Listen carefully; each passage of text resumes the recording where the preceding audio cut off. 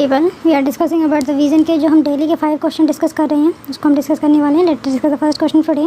First question is about the politics section. First statement regarding detention of person can not exceed 3 month under any circumstances. Is it possible कि अगर एक बार detention हो जाता है preventive detention law के हिसाब से, एंड हमारी कंट्री में बहुत सारे लॉज हैं not only at the centre but also at the state level, and state level के पास ज़्यादातर पावर देखी जाती है कि लॉ एंड ऑर्डर सिचुएशन है, टेररिस्ट वगैरह को रोकना है। एट सेंट्रल लेवल पे भी है लेकिन स्टेट लेवल पे भी एग्जिस्ट करते हैं। फॉर एग्जाम्पल मोकोपा आपने सुना होगा। At the same point of time थोड़े दिन पहले गुजरात का भी लॉ प्रिवेंटिव डिटेंशन के रिगार्डिंग न्यूज़ में था। लेकिन यस, अगर कुछ चेंज करना होता है इन सारी कंडीशन में, वो जो है सेंटर के पास पावर है। इवन सेंटर के पास भी पावर नहीं है, पार्लियामेंट के पास पावर है। पूरी पार्लियामेंट यहाँ पे इंक्लूड होती है and then they make the law regarding the any changes अगर किसी भी फंडामेंटल राइट में या फिर डीपीएसपी में करना होता है तो। क्योंकि डीपीएसपी आर्टिकल 20 ये जो है एग्जिस्ट पावर देता है सेंटर और पार्लियामेंट को 22 के हिसाब से, सॉरी, और उसमें भी सिर्फ प्रोसीजर लिखा गया है। उसी के हिसाब से उसी के ट्यून के साथ जो है स्टेट को लॉ बनाना होता है इस फील्ड के अंदर। और आर्टिकल 20 में लिखा क्या गया है कि कितने दिन तक हम किसी पर्सन को उसका बिना बताएं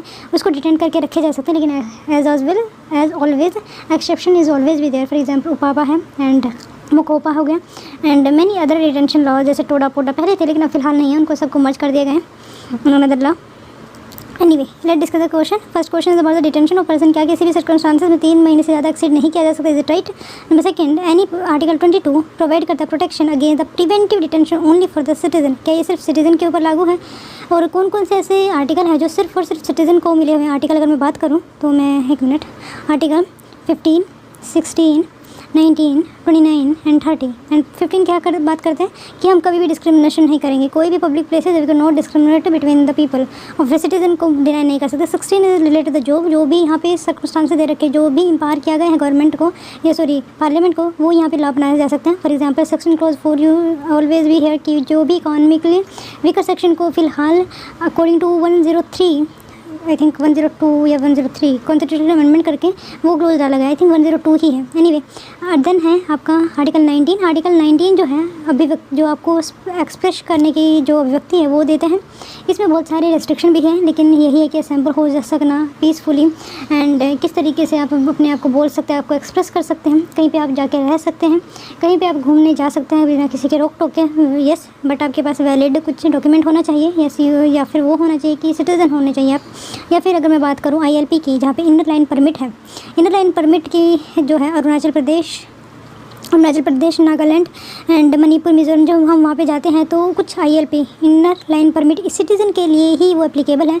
लेकिन ये जो है ईस्टर्न बंगाल रेगुलेशन ऑफ 1883 में ब्रिटिशर के द्वारा लेकर आया गया। लेकिन वहाँ पे उस वक्त ब्रिटिश सब्जेक्ट को वहाँ पे जाना अलाउ था, लेकिन वहाँ पे भी एक पेपर इशू किया जाता है। लेकिन इशू जो करते हैं वो डिपार्टमेंट स्टेट का करते हैं लेकिन एम्पावर जो है सेंटर करता है। एंड आर्टिकल 29 एंड 30 जो है अगर माइनॉरिटी अपने राइट का एजुकेशन इंस्टीट्यूशन को खोलना चाहें, that is related to 29 and 30। इसमें आप किसी भी कल्चर स्क्रिप्ट को बचा सकते हैं। 30 is related to the education institution, किस में आपको इन्फोर्स नहीं किया जा सकता है, कहाँ कहाँ पे आप जो है इंस्टीट्यूशन खोल सकते हैं। And one more remember the fact, article 30 related की जो आपका राइट टू प्रॉपर्टी है वो जो है माइनॉरिटीज़ के लिए रहा है। माइनॉरिटीज़ के लिए राइट टू प्रॉपर्टी है एज पर द आर्टिकल 30। उनको कोई भी जो है क्या कहते हैं कंपल्स नहीं कर सकते हैं। अगर कंपेयर करना होता है तो यस गवर्नमेंट ले सकती है कुछ ज़मीन, लेकिन बट उसके ऊपर ड्यू प्रोसेस ऑफ लाएँ गवर्नमेंट, सुप्रीम कोर्ट हमेशा से पिक्चर में आ जाएगा। और प्रॉपर कंपनसेशन देना होता है, डबल या ट्रिपल आई थिंक सो, जो भी मार्केट रेट होता है। And one more thing is there कि माइनॉरिटीज़, यस, माइनॉरिटी हमारे कॉन्स्टिट्यूशन में कहीं पे भी डिफाइन नहीं किया गया। ऑल दो 1993 में इंस्टीट्यूशन बनाया गया था माइनॉरिटीज़ के लिए। माइनॉरिटीज़ कौन कौन है ये भी आपको पता होना चाहिए। हमारे कॉन्स्टिट्यूशन 2 टाइप की माइनॉरिटीज़ को रिकॉग्नाइज़ करता है। कौन? कॉन्स्टिट्यूशन 2 टाइप की माइनॉरिटी को रिकॉग्नाइज़ करता है, एक तो रिलीजियस बेसिस पे, एक लिंग्विस्टिक बेसिस पे। रिलीजियस में तो 6 रिलीजन आप जानते होंगे, नंबर 1, 2, 3 आई थिंक। मैं अगर बात करूँ तो बुद्धिज़्म, जैनिज़्म, जोरास्ट्रियन जो पारसी भी बोलते हैं हम जिनको, 1, 2, 3। Number 4 is Sikh. Number 5 I think I also forget, Jain है। And one more you can see, Muslim तो मैं भूल ही गई, यस, इस्लाम। तो यहाँ पे आपको बताना है कौन सा यहाँ पे सही है। जो आपको सही लगता है you can give your answer. Next question पे चलते हैं without any delay. Next question that is related the coral reef. Okay, coral reef are found in which of the following area. ये ऑलरेडी क्वेश्चन पूछा जा चुका है किसी न किसी फॉर्म में। क्या लक्षद्वीप में coral reef? Okay, coral reef होते क्या? कोरल रीफ एक एनिमल है जो कैल्शियम का यूज़ करके अपना घर बनाता है। और वो घर किस तरीके से बनाता है कि जहाँ पे कोई भी आइलैंड होता है तो वो पहले उसको घेर लेते हैं। आई थिंक उसके आसपास जो है वो अपना खाना पीना और वहाँ पे स्टक हो जाता है टाइप से, इस तरीके से बनता है। लेकिन बाद में ये जो है नीचे डूब जाता है, तो यहाँ पे सिर्फ और सिर्फ कुछ इनका घर ही बच जाता है और तो सिर्फ उसी के ऊपर रह जाता है। ठीक है, ये जो है कैल्शियम से बने होते हैं, तो इसमें पार होती है कि वो सबडक्ट ना हो, सिंक ना हो, राइट। एंड इसमें तीन टाइप के हो सकते हैं। एक तो कोरल रीफ 3 टाइप के हो सकते हैं। एक तो fringing, barrier and then atoll. Atoll में ये होता है कि वो बिल्कुल ही सिंक हो जाते हैं। बैरियर जो है सबसे ज़्यादा ऑस्ट्रेलिया में पाए जाते हैं। And number first is fringing reef. Fringing reef सिर्फ यहाँ पे इसके फ्रिंज में, मतलब फ्रिंज होते हैं बिल्कुल फेंस पे बिल्कुल कॉर्नर पे सर्कमफ्रेंस, तो वो यहाँ पे रहते हैं इसके चारों। एनीवे, तो आपको बताना है कहाँ कहाँ पे कोरल रीफ पाए जाते हैं। तो फर्स्ट लक्षद्वीप, इजिट लक्षद्वीप। अगर आपको पता हो तो वहाँ पे कोई वेजिटेशन ही होती है, रीजन माइट भी कोरल रीफ से ही जुड़ा हुआ है। आपको पता होना चाहिए गल्फ ऑफ कच्छ अगर मैं ड्रॉ करूँ, that the part of India, that the gulf of Kutch, that the Khambhat. क्या यहाँ पे नंबर 3 है पाक बे इज, जैसे यहाँ पे है, ये हो गया श्रीलंका, ये है गल्फ ऑफ मन्नार, ये पाक बे है, गल्फ ऑफ कच्छ, पाक बे, गल्फ ऑफ मन्नार। पहली बात तो गल्फ होता क्या है? गल्फ क्या होता है, जस्ट मिनट, स्ट्रेट होता है कि जहाँ से एक स्मॉल वाटर बॉडी है अगर 2 बड़े बड़े मासेस को जोड़ती है। For example state of Malacca is just a narrow water body that is in between the huge land mass. तो एंड गल्फ पाक बे क्या होते हैं, तो मैं एक बार खुद से देखती हूँ। गल्फ क्या होता है? गल्फ एक large inlet from the ocean. Okay, छोड़िए आप इसको, सिंपल डेफिनेशन देखिए, आपको इंग्लिश से ही समझ में आ जाएगा। अगर मान लीजिए एक part of the sea that is almost surrounded by water, कुछ से सी का पार्ट होता है, लेकिन सी का पार्ट होता है। फॉर एग्जांपल अगर मैं यहाँ पे बनाना चाहूँ, जस्ट अ मिनट, ओके, जिस तरीके से यहाँ पे एक सी है और ये जो है बिल्कुल ही चारों साइड से बहुत ज़्यादा घिरा हुआ होता है एक सी से, वाटर से। ठीक है, इसको हिंदी में खाड़ी भी बोला जाता है। गल्फ, पर्शियन गल्फ का आप एग्जांपल देख सकते हैं। एंड अगर बे का मतलब अगर आपसे कोई पूछे जाए तो ये सिंपल वाटर बॉडी होती है। अ बे इज रिसर्च और a coastal body of water that directly connect with the large main body. For example अगर मैं अरेबियन सी को भी बोल सकते हैं क्योंकि स्मॉल वाटर बॉडी है that connected to the ocean. And how we differentiate between the sea there and the ocean because of the difference in density. तो वाटर जो है हमेशा से कहीं ना कहीं अपने आप में ही दीवार खड़ी कर देता है। There is a much more of the buffer zone and there where we can easily can be differentiated between the water of the sea and the water of the ocean because of the density, because of the diversity there found would be. बहुत सारे reason की वजह से हम easily बता सकते हैं, right. Connect to a large main body of water such as an ocean, a lake और अनदर बे। अब large bay is usually called a gulf. अगर लार्ज बे को ही हम गल्फ कहते हैं, सी कहते हैं, साउंड और blight. Cove is a type of a smaller bay का ही स्मॉलर पार्ट कोव हो जाएगा with a circular inlet and a narrower entrance, so you can see. और आपने सुना होगा केप ऑफ गुड होप, जहाँ से वास्को डिगामा आया था, तो केप ऑफ गुड होप को पास करके आया था। केप कॉमरेन आपने सुना होगा, that the ending point of the any of the continent. किस तरीके से उन्होंने बोला था, जस्ट अ मिनट, देखो what is the story behind it. Vasco da Gama जब यहाँ से आ रहे थे, वो जो अटलांटिक ओशन को पास कर रहे थे, तो यहाँ पे एक छोटा सा केप पड़ता है, आई एम वेरी सॉरी। तो केप यहाँ पे है, केप ऑफ गुड होप, क्योंकि यहाँ पे बहुत दिनों बाद बहुत सारा समंदर को पार करते हुए वो यहाँ पे आए थे और बहुत ज़्यादा दिनों के बाद किसी लैंड को टकराया था। उन्होंने यही सोचा था कि ये इंडिया है। And here lie the Cape Comorin at the finest point and the last point of the Africa continent, sorry. Cape is a headland or approximately a large size extending into a body of water, usually the sea. A cape usually represent a marked change in trend of the coastline which make them prone to natural form of erosion, mainly tidal action. Okay, ये बनता कैसे है, वहाँ पे land आती कैसे है, तो वो जो है कोस्ट लाइन को डिग्रेड करके या फिर कुछ ऐसा सर्कमस्टांस वहाँ पे क्रिएट करती है। वहाँ पे पहले लैंड नहीं थी, बाद में बन जाती है। तो वो जो है या तो डेल्टा की वजह से बनता है या फिर कोस्ट लाइन जब काटती रहती है तो वो एक अलग से ही निकल जाता है। तो आपको बे का मतलब, पाक बे का मतलब पता चल गया होगा। तो ये इंडिया हो गया। तो यहाँ पे लाई करता है Palk Bay, a type of water body surrounded by the whole of the land mass. Next है गल्फ ऑफ मन्नार। गल्फ ये भी एक वाटर बॉडी है। गल्फ ऑफ मन्नार कहाँ पे लाई करते हैं, तो आपको बताना है कि कौन सी जो चीज़ है इसमें से that is related to the coral reef. Next question, which of the following committee ने रिकमेंड किया था poverty line India. In which of the following committee that recommended about the poverty in India. Number first है doctor N C Saxena committee, number second है Lakdawala committee, number third है Kelkar committee. I think that related the tax much more rather than the poverty. Then है technological committee which you are much more of familiar if you know one of the thing. Okay, poverty होती क्या है? Poverty की अगर मैं बात करूँ, देखो पॉवर्टी नापने के बहुत सारे तरीके हैं, हर एक इंस्टीट्यूशन अपने अलग ही डिफाइन करता है। किसी के लिए आपके लिए जो पॉवर्टी होती है वो एक एब्सोल्यूट फॉर्म में भी हो सकती है, एब्सोल्यूट फॉर्म में कि आपको बेसिक थिंग ना मिले जैसे कपड़ा, मकान, रोटी, ठीक है।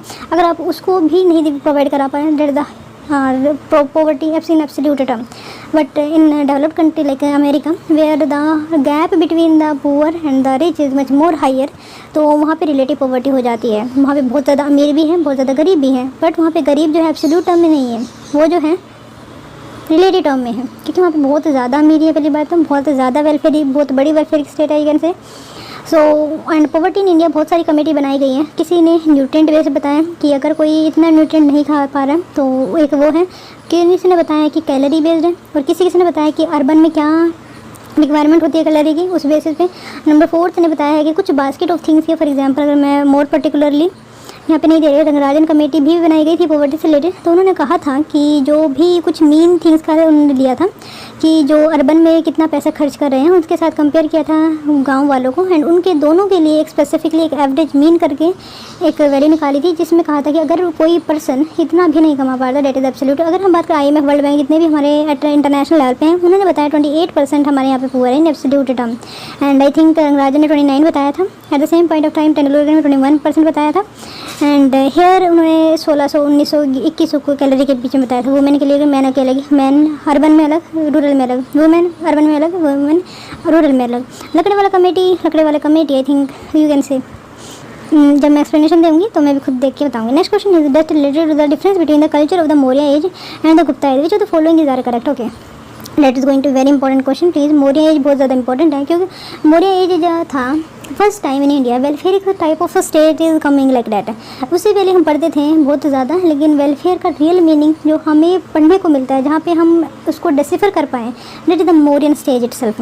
सो एंड गोल्डन एज को, सॉरी गुप्ता एज को गोल्डन एज भी कहा जाता है, वाइट भी, सो बिकॉज वहाँ पे बहुत ज़्यादा आर्ट एंड आर्किटेक्चर का हिस्टोरिकल सिग्निफिकेंस है उसकी, एंड तो इसी वजह से उसको हम एक गोल्डन फेज मानते हैं। लेकिन मॉडर्न फेज जो है इनिशिएटर था, वहाँ पे कोई ज़्यादा टेक्नोलॉजी नहीं थी, लेकिन फिर भी प्रॉस्पर था। वहाँ पे अभिव्यक्ति की आज़ादी थी, जो हम आज भी कहते हैं freedom of speech and expression, that is there already in Mauryan age. For example Chandragupta Maurya, वहाँ पे बहुत बड़े बड़े इल्यूमिनरी थे। Gupta age also with the same thing, but what is the difference between the Maurya age the Gupta age? पहली बात तो टाइम पीरियड का ही डिफरेंस हो जाएगा। Number second time period, number second technology, number third और अथॉरिटी, किस तरीके से वहाँ पे अथॉरिटी थी। नंबर फोर्थ ओके चलो लेट्स सी इकोनॉमी के politically I am not going to be so inter because Maurya empire में नहीं इतना ज़्यादा पढ़ा है। Anyway in the Mauryan period the political authority was centralize in the hand of the king, where as in Gupta administration decentralise in nature. Okay decentralise आप पता कैसे करोगे? फॉर एग्जाम्पल मान लीजिए चोला का है, चोला का आपने पढ़ा होगा, नाडु है एंड कोकाड नाडु है, बहुत सारे वहाँ पे ना डिवीज़न हो रखे हैं द प्रोविंशियल लेवल, सब डिस्ट्रिक्ट लेवल। जैसे मुगल की बात करूँ तो मुगल में सबसे प्रोविंसेस को सूबाज कहा जाता था। सूबाज को अगर मैं नीचे करूँ डिवाइड करूँ तो सरकार कहा जाता था। सरकार के नीचे भी बहुत सारे सब डिस्ट्रिक्ट लेवल पे, आई could not remember the thing, but यहाँ पे भी बहुत सारे डिपार्टमेंट होते थे। तो इसका मतलब ये है कि वो डिसेंट्रलाइज था। अगर आपको पता है कि कहीं पे भी इस तरीके से डिवीज़न हो रखा तो डिसेंट्रलाइज का एग्जाम्पल होगा।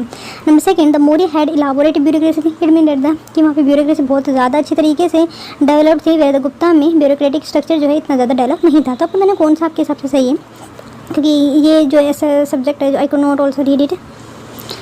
Okay next question is about the Indian Sandhurst committee. Okay number fifth question is, मैं पहली बार सुन रही हूँ, that is the Indian Sandhurst, नहीं I listen it about Sandhurst committee, yes is also known as the Skeen committee also. 1925 में बनी थी एंड आफ्टर 1925 का टाइम पीरियड देखिए कि देखो गांधी जी आ चुके थे 1915 में, नॉन कॉर्पोरेशन मूवमेंट हो चुका था ऑलरेडी, रोलर सत्याग्रह हो चुका था, बहुत ज़्यादा लुमिनरीज थे जो पढ़े लिखे थे, उन्होंने अपनी डिग्री को, अपने जो भी नाइटहुड था या फिर केशर हिंद थे, उन्होंने अपने डिवोटेड रिनाउंस कर दिए थे in protest of the thing. And बहुत सारे जो हमारा कह सकते हैं तो स्वदेशी मूवमेंट चला था, बहुत ज़्यादा इंडस्ट्रियलाइजेशन हो रहा था, मतलब इतना फास्टली पेस पे नहीं लेकिन फिर भी हो रहा था। तो कुछ ना कुछ बहुत सारी चीज़ें चेंज हो रही थी एंड और 1925 is the time in which the 1917 में बोल्शेविक रिवोल्यूशन हुआ था, कहाँ पे, रशिया। तो इस वजह से भी बहुत ज़्यादा एक्टिविटी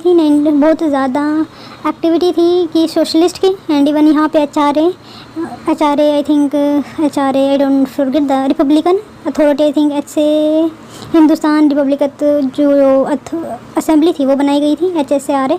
उनका नेम भी चेंज किया गया था, Bismil Bhagat Singh Batukeshwar Dutt.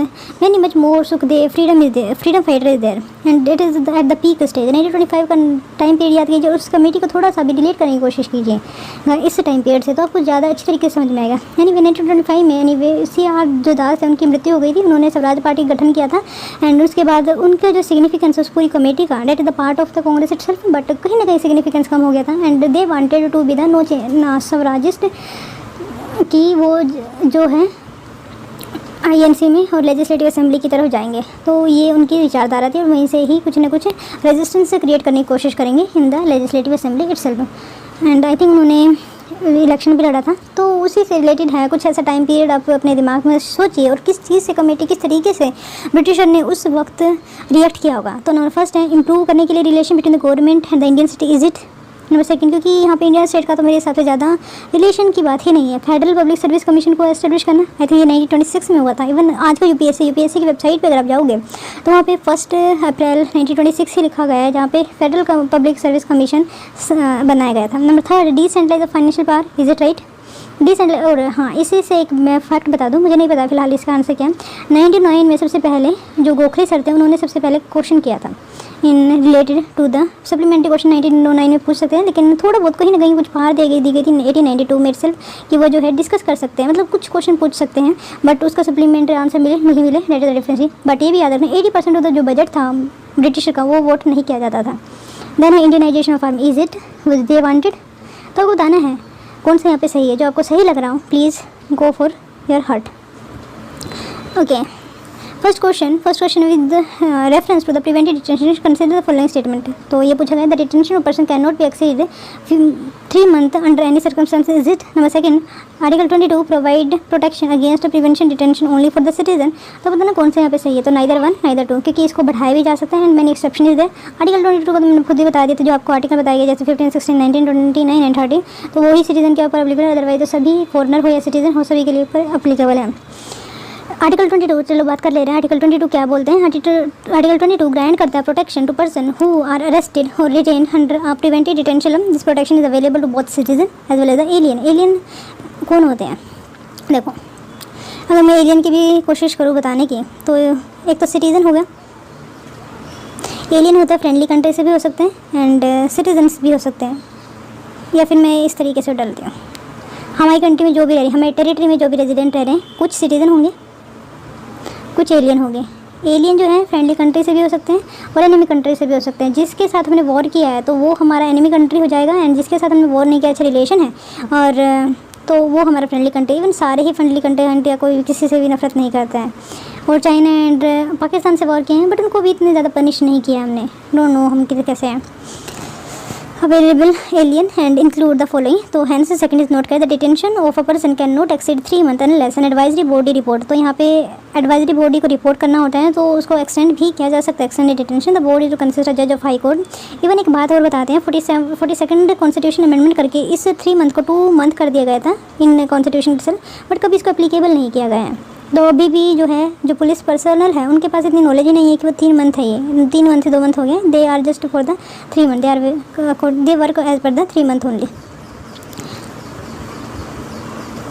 The ground of the detention should be communicated in the detenu. मतलब जो भी डिटेन हुआ है उसको सबसे पहले बताना भी पड़ता है कि आपको डिटेन क्यों किया गया है। How the fact consider to be the against the public need. अगर पब्लिक नीड ऐसी है, पब्लिक इंटरेस्ट ऐसा है कि उनको नहीं बताना है, not to be disclose, but that is fine completely. The detain should be offered an opportunity to make a representative against the detention order. Number article 22 also authorize the Parliament whom Parliament to prescribe the circumstances and classes of a case in which a person can be detain. मतलब कि यहाँ पे classification होना चाहिए। ऐसा नहीं है कि आर्बिट्ररली आपके पास कोई लॉ नहीं है, आपके पास कोई प्रोसीजर नहीं है, कोई एग्जीक्यूटिव ऑर्डर नहीं है कि जिसमें आप किसी पर्सन को डिटेन कर पाएँ, लेकिन फिर भी आप कर रहे हैं। No not at all, complete classification is should be there. तो वही बात की जा रही है कि आर्टिकल 22 ये भी प्रिस्क्राइब करता है कि कुछ ऐसे लॉज अंदर कुछ ऐसे ऑर्डर होना चाहिए जिसकी वजह से डिटेनी को पता रहे कि आप किस, इवन वो प्रेडिक्ट कर पाए, गेस कर पाए कि आपको किस जुर्म में गिरफ्तार किया होगा। Anyway and 3 months under preventive detention law without obtaining the opinion of the advisory board. The maximum period for which a person can be detained in any classes or any cases की अगर हम बात करें under preventive detention law and the procedure to be followed by law advisory body in inquiry. Okay, inquiry में जो भी advisory body है उसको जो है procedure जो भी है उसको follow करना पड़ता है. Not much more of importance. जो explanation है वो नहीं है, लेकिन आपको कंसेप्ट पता होना चाहिए. ओके, कोरल रीफ की मैंने बात की थी, तो इनमें चारों के चारों ऐसे हैं जहाँ पे कोरल रीफ, देखो ये एक नेचुरल चीज़ है. नेचुरल चीज़ों को आप कहाँ पे रोकोगे, कहाँ पे एक्सेप्शन करोगे. पहली बात तो हमारा मिड लैटिट्यूड एरिया में आते हैं, कुछ कंडीशन होती है, जैसे कोरल रीफ जो है अच्छा मिक्सचर ऑफ वाटर होना चाहिए, कुछ जो लाइट है लाइट वहाँ पे आनी चाहिए. एंड अगर मैं और नंबर थर्ड मोर कंडीशन इसकी वहाँ पे जो भी न्यूट्रिएंट है वो भी होने चाहिए, अवेलेबिलिटी ऑफ ऑक्सीजन होनी चाहिए. कुछ ऐसी कंडीशन है और they are the same on the same latitude, why they are making the difference, not at all. तो चारों यहाँ पे सही है. तो coral are the massive wave resistant structure पाया जाता है built largely by coral and consisting of a skeletal and chemically precipitated material. They are made up of polyps animal belonging to the class of coelenterata. There are basically 3 type of coral जैसे fringing, barrier and atoll. In the Indian sea coral seas are found in the gulf of Mannar, Palk Bay and Lakshadweep atoll है ये. And Maldives also be an atoll, I think so. Gulf of Kutch and Andaman and Nicobar, hence D is correct. Number first thing, अगर अंडमान होता तो भी वहाँ पे ठीक होता, क्योंकि कहीं ना कहीं तो कोरल तो होंगे ही, लेकिन ठीक है हम देख नहीं पाते, वहाँ नहीं रह पा रहे हैं. लेकिन लक्षद्वीप की बात करें तो वहाँ पे 100% जो है बहुत ज़्यादा खेती नहीं होती है, ना ही प्लांट वगैरह कुछ ज़्यादा अच्छे पाए जाते हैं. बिकॉज क्योंकि वो जो है एक अटोल है, अटोल जो है कैल्शियम से बना हुआ है, तो वहाँ पे ज़्यादा अच्छी सॉइल फर्टिलिटी नहीं है, तो जिस वजह से वहाँ पे तो वहाँ का इन्वायरमेंट इक्वेटोरियल रीजन है, इक्वेटोरियल के पास ही है, तो होना चाहिए था कि जैसे पानी है, रेनफॉल प्रॉपरली आती है, कोई ड्राई एरिया नहीं, चारों तरफ से पानी ही पानी है, तो it should be there vegetation, but there is not because there is no soil और the good soil. Third question, okay, पर पॉवर्टी के रिगार्डिंग पूछा था, तो फर्स्ट सेकंड फोर्थ थर्ड नहीं है. Kelkar committee related to the tax related reform से related है Kelkar committee. Let us see जो minister of rural development 2008 appointed a committee that is the day N C Saxena to rural BPL figure in the state. तो ये minister of rural development 2008 में एक consist की थी NC Saxena committee, उन्होंने बनाई थी to BPL figure in state. तो first is the planning commission has been estimated. Okay, अब फिलहाल अगर मैं बात करूँ, प्लानिंग कमीशन में पहले पॉवर्टी को एस्टिमेट करता था, लेकिन अब जो है नीति आयोग आ गया है, has been estimating poverty line and poverty ratio also since 1997 on the basis of the methodology spelled out in the report of the expert group on the estimation of number and the proportion of a poor, equally known as लकड़े वाला committee report. Okay, ये लकड़े वाले committee के जो criteria है उसके हिसाब से प्लानिंग कमीशन बनाता था, डेटा निकालता था, इशू करता था. Kelkar committee related to the tax reform structure in DTC अगर आपने सुना हो, तो डायरेक्ट टैक्स में जो स्ट्रक्चर में जो चेंज किया गया है वो कलकल कमेटी ने ही रिकमेंडेशन दिया था. तो थर्ड इज नोट करें, committee under the chairmanship of the professor, ये बहुत ज़्यादा फेमस है, बहुत ज़्यादा क्रिटिसिज्म भी हुआ था. उसके बाद पता है क्या किया, सेंटर ने ये पावर जो है स्टेट को दे दी कि आप ही बताइए कि आपके स्टेट में पुअर कौन है, हम उसी हिसाब से वितरित कर देंगे जो भी हमारी स्कीम होगी. एंड वो क्या करते हैं फिर, उस सेंसस सोशो इकोनॉमिक सेंसस लेते हैं, सोशो इकोनॉमिक सेंसस के बेसिस पे पॉवर्टी जो है कैलकुलेट करते हैं. एंड राशन कार्ड की बात करते हैं तो फिलहाल एक बात और है कि फ़िलहाल हरियाणा न्यूज़ में था, क्योंकि उन्होंने एक पहचान पत्र पूरी फैमिली के लिए, शायद फैमिली पहचान पत्र, परिवार पहचान पत्र, PPP पहचान पत्र वो निकाला है, ताकि पूरी फैमिली को कॉम्प्रीहेंसिवली डील किया जा सके, उनको जो है जितनी भी स्टेट गवर्नमेंट की स्कीम है उनके अंदर लेके आया जा सके. Next question that is related, okay ये इंपॉर्टेंट है, पता होना चाहिए. दोनों जो स्ट्रक्चर है, जो डायनेस्टी है वो इम्पॉर्टेंट है. मौर्य की अपनी एक सिग्निफिकेंस है, गुप्ता की अपनी है ही है, उसमें तो हम कोई डाउट कर ही नहीं सकते हैं. लेकिन मौर्य अच्छा, मौर्य की बात करें तो इसको जो बनाया गया था चंद्रगुप्त मौर्य थे, स्थापना जो थी चंद्रगुप्त मौर्य के द्वारा की गई थी, या फिर फर्स्ट किंग जो थे वो चंद्रगुप्त मौर्य थे, यथा बिंदुसार थे. एंड देन फिर उसके बाद अशोका आए थे. एंड अशोका के बाद I don't know fourth person is in the line. Number fourth की बात करें तो दशरथ थे. ये जो चीज़ें हैं बुद्धिज़्म के टेक्स्ट में लिखी गई है. एनीवे लेट अस से इन the Mauryan period the political authority was concern in the hand of the king. लेकिन गुप्ता पीरियड में एडमिनिस्ट्रेशन डिसेंट्रलाइज वे में था. यस ये सही है, लेकिन मौर्य पीरियड में लॉपरेटिव ब्यूरोक्रेसी थी एंड गुप्ता पीरियड में ज़्यादा ब्यूरोक्रेटिक स्ट्रक्चर नहीं था. क्या ऐसे ही? No, not at all. Let us say in the Mauryan period the political authority was concentrated in the hand of the king, but the Gupta administration was decentralized in nature. So it means that the feudalaries, local king and the small chief also played important role, a large part of their empire. The pompous titles such as Maharaja Dhiraj, then Paramabhattakara and Parameshwara etc. were adopted in the imperial Guptas. Imperial Guptas they also adopted the title of the imperial, or just like Maharaja Dhiraj, but a big title that given to the god or the goddesses. And second is correct, the Gupta period was less elaborate as compared to that of Maurya.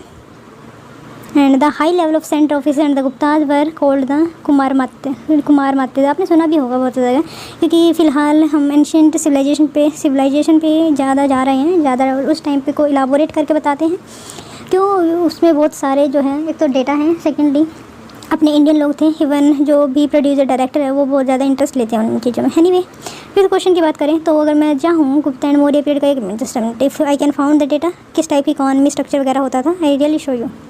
इसी तरीके से हम state control, देखो significance of Maurya ruler, किस तरीके से Maurya ruler था, तो ये मैं आर सर में से ही ले रहे हैं, जो भी एक्सेप्ट मैं अभी आपको देने वाले हैं। The Brahmanical law repeated the king should be should be, जो मैं पढ़ा रही हूँ वो सुनते जाना बस। Guided by the law laid down in the Dharmashastra and the custom prevalent in India, Kautilya advise the king to Kautilya advise the king to promote dharma and the social order based on the varna and the ashram collapse.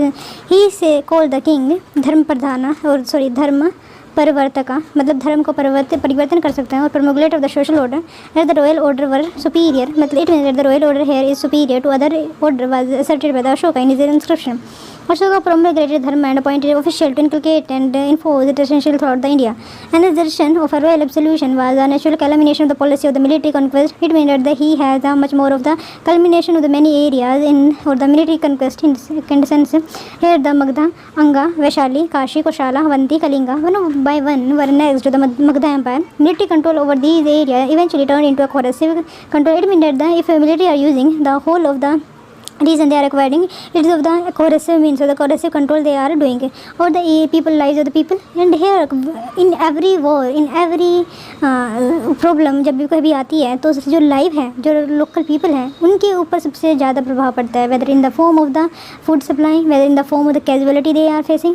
So the local people are the ultimate sufferer if this type of conquest or the military control is there in any part of the country, not earlier but today also. Magda had the requisite power of the sword to enforce its overall authority in order to control the various sphere of life. The state did maintain a vast bureaucracy. It means that he maintained the bureaucracy. बहुत ज़्यादा उन्होंने bureaucracy को फैला हुआ था.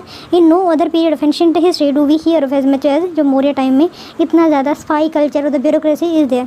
The administration mechanism was backed by an elaborate system of espionage. It means that they have a espionage system is much more. It means that कि जो spy है, स्पाई करना मतलब जो जानकारी इंटेलिजेंस इकट्ठा करना है, it is much more. It is the only way. जो इजराइल है टुडे, आज इजराइल वो बहुत अच्छा इसका एग्जांपल प्रस्तुत करता है. आपका इंटेलिजेंस सिस्टम अच्छा है तो किसी भूखी को भी बहुत जल्दी मात दे सकते हैं. Various type of spies collected intelligence about foreign enemies and always keep an eye on numerous officers, ताकि कोई करप्शन वगैरह ना करें. And it is very important also. They also promoted superstitious practice to collect money from credulous people. तो it mean that they promoted superstitious practice, ताकि वो जो है पीपल से कलेक्ट करा जा सके money. Important function were called the tirthas, और जैसे रिचुअल को हम फॉलो करते हैं तो जैसे in the form of the tirthas. It appeared that the most function is were paid in cash. The highest among whom the minister mantri. Highest priest की बात करें तो उसको पुरोहित कहा जाता है, कमांडर इन चीफ जो सेनापति था. And crown prince yuvaraja were paid generously. They received a much of 48,000 panas. Panas was a silver coin at 20 and 3/4 of the tola. In sharp contrast to them, the lowest officer were given only 60 panas in consolidated pay. Although some employees were paid a little 10 or 20 panas also, that there was a great disparity in the salaries of employees. Then economic regulation, how the Maurya Empire is doing. If we rely on the अर्थशास्त्र of Kautilya, and अर्थशास्त्र जो है, मैं एक दिन विवेक दिब्रोय sir को सुन रही थी, उन्होंने कहा कि अर्थशास्त्र की 10 कॉपीज़ है, अलग अलग पर्सन ने अर्थशास्त्र को लिखा है. एंड कौटिल्य का अर्थशास्त्र उसमें कौन सा है वो पता नहीं है. एंड अर्थशास्त्र जो कौटिल्य के द्वारा लिखा गया था वो भी कहीं अता पता नहीं है. It would appear that the state appointed 27 superintendents. It means that they have a 7 SP. SP जो IPS officer है, जो उसको अध्याक्षक बोला जाता है. Principally to regulate its economic activity, they control and regulate agriculture, trade and commerce, weight and measure, crafts such as weaving and spinning, mining and the like. जैसे जो आज का यूनियन है उसी तरीके से वो काम करते हैं. एक minute. The state maintain farms on which numerous slave and hire. It mean that the whole farms जो है वो एक राजा के अधीन थे. And hire labour were employed. About 1,50,000 war captive brought by Ashoka from Kalinga to Pataliputra may have been engaged in agriculture, but the number lies is the 1,50,000 seems to be exaggerated. However, ancient Indian society was not a slave society. We all know that the tasks that slave perform in Greece and Rome were undertaken by the Shudras in India. It means that they have a caste system. There has a class system. It means that the Greece and and Rome has a class system, and we have a Shudras in the form of the caste system. The Shudras were regulated as a collective property. It means that the Shudras is not a human, but as a collective property of the three higher varnas. They were compelled to serve them as slave, artisans, agriculture, labor, and domestic. It means that all the activity that are done by the upper three caste is just helper. The Shudras are just helper of them. Several reasons suggested that royal control was exercised over a large area, at least in one core of the empire. This was because of the strategic position of Patliputra, from where royal agent could sail up down to the Ganges, Son, Punpun, and Gandak river. Okay.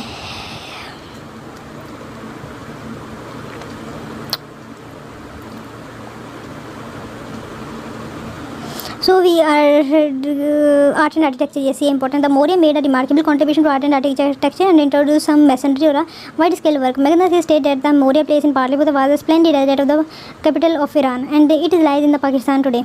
Fragments of stone pillars terms indicating the existence of 44-pillar hall वहाँ पे था, and discovered at the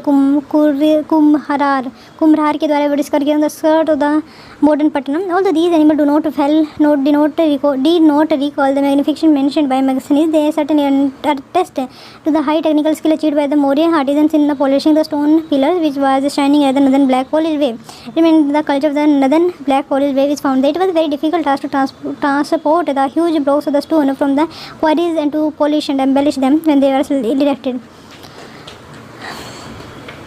One thing is important here, that is the in central phase जो northern black polished culture है या where का 3000 BC poetry है. Poetry में हम ब्लैक पॉलिश कलर करते हैं, तो वही यहाँ पे बात की जा रही है. The central Gangetic plain become the centre of terracotta art याद रखना है. और गोरखपुर के टेराकोटा का फिलहाल GI टैग भी दिया गया है. In Maurya times terracotta are produce in large scale. They generally represent animal and women. The women include mother goddesses and animal also, and animal include that is the elephant. These terracotta were however modeled by hand also. The stone statue of the Yakshini in the form of the beautiful woman found in Dindaraj, that is Patna line, and the polish Maurya polish. Spread of the material culture and the state system. Let us see किस तरीके से वहाँ पे material culture and state system फैला हुआ था, और देखते हैं. Let us see कितना है ये.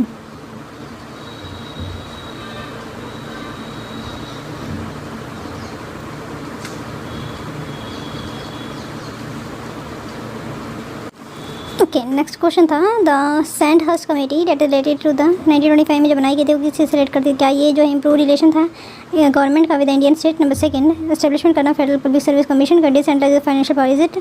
नंबर फोर्थ था इंडियनाइजेशन ऑफ आर्मी. यस, ये इंडियनाइजेशन ऑफ आर्मी जो स्कीन कमेटी थी, जिसको इंडियन सैंडहर्स्ट कमेटी भी कहा जाता था 1925 में. Viability of Indianisation of army, उनका ये मेम था कि 50% 1952 तक, इवन 1947 में हम आज़ाद हो गए थे, तो वहाँ तक इंडियन आर्मी ऑफिसर को पूरा इंडियनाइजेशन कर दिया जाए. पूरी सारी की सारी जो आर्मी होगी वो इंडियन होगी. ये Sandhurst committee viability the Indian committee recommended reform in military education in India. Military education in India visualise 50% Indian army officer cadre for 1952 through the gradual Indianisation of army. ठीक है, सो इसी के साथ मैं ये सेशन कंप्लीट करते हैं. Thank you.